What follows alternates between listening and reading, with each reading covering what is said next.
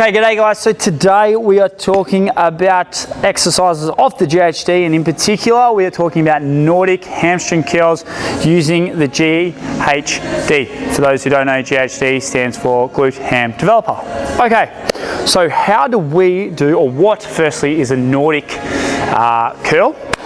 And how do we do it off GHD? Well, a Nordic curl is, instead of doing your traditional hamstring curl whereby you bring your heel to your backside, we're going to reverse that order and we're actually going to cement our heels by using this particular contraption here and allow ourselves to fall forward and control the eccentric portion and obviously the concentric by pulling ourselves back up. Fantastic exercise for everyone, and I'm talking anyone who plays sport, anyone who is looking to grow and be the biggest bodybuilder out there. This exercise is one of the kings for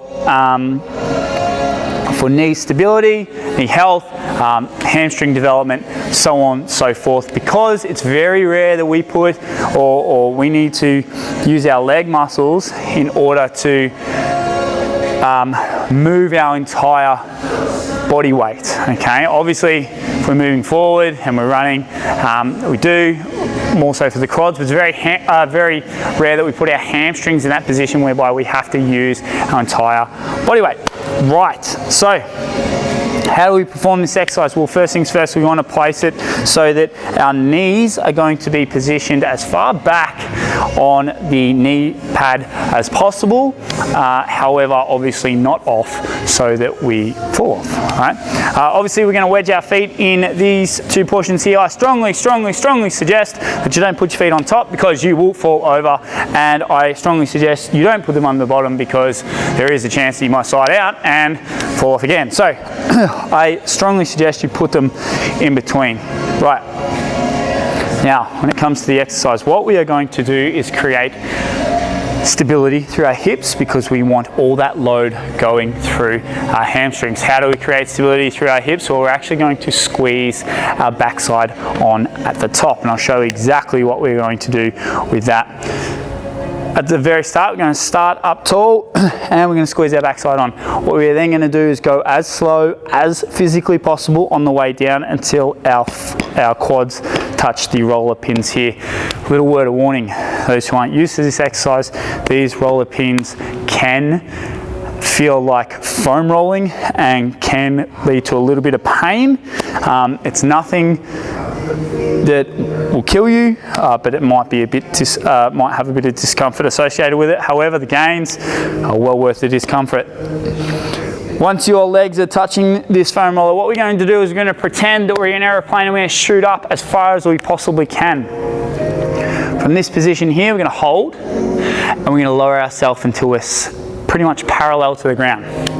From here, this is where the concentric, so all of that is eccentric, so it's the falling phase. We're not flying, we're falling with style. What we're then going to do is the concentric part where we're going to lift ourselves back up. Okay, most people are going to do this, we'll start off doing maybe 1s, 2s, 3s, but build it up to your 10s, and then you can start adding load to it and getting some really good hamstring development out of this. So, without further ado, let's get this done. So, again, I'll wedge my feet in nice and tight so that my knees are at the most furthest point back of the knee pad, and my feet, make sure, are in between the two, not under here or over top there. Right, what I am then going to do is I'm also going to use my feet or my toes as a bit of a counterbalance and wedge them right in and under the foot platform so that I have the utmost stability and contraction through my hamstrings. Now, here, glutes. This exercise all comes down to the glutes. So I want you to make sure that we are pushing our hips as far forward as possible and we are squeezing these major glute muscles on as hard as we physically can. Right? Use your hands as a feedback to make sure that yes, I'm on, and we're going to keep our hands here because I want you to feel that it's on. Now, I don't suggest grab your bum and be like, over exaggerate the process, but just keep them there and go, yep, okay, we're on. Now, From here, we're going to fall down for as long as you possibly can. 3 seconds is the minimum amount of time I want you to take to get to this platform, but obviously if you need longer, if it goes shorter, but that's what I want you to get to, minimum. So here we go. Squeeze on and feet on and nice and tight, all locked in, and we're going to go down as slow as we possibly can. 1, 2, 3.